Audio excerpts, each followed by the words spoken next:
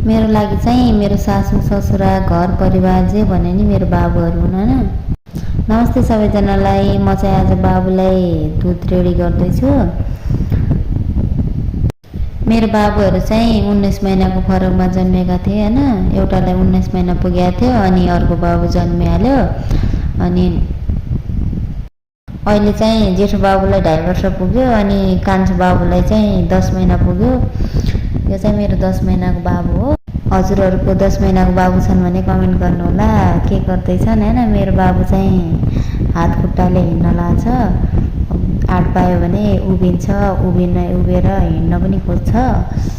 ऊ चाहिँ साउनको 25 गते जन्मेको होइन। अब यो साउनको 25 गते चाहिँ 1 वर्ष पुग्छ उसलाई। उसको चाहिँ दाँत 7 महिनामा दाँत आएको थियो। 6वटा दाँत पनि आइसकेका छन् उसको। अब 7 महिनामा दाँत आउनु राम्रो हो कि नराम्रो हो कमेन्ट गरिदिनु होला है। हामीलाई त थाहा छैन। आउँदा चाहिँ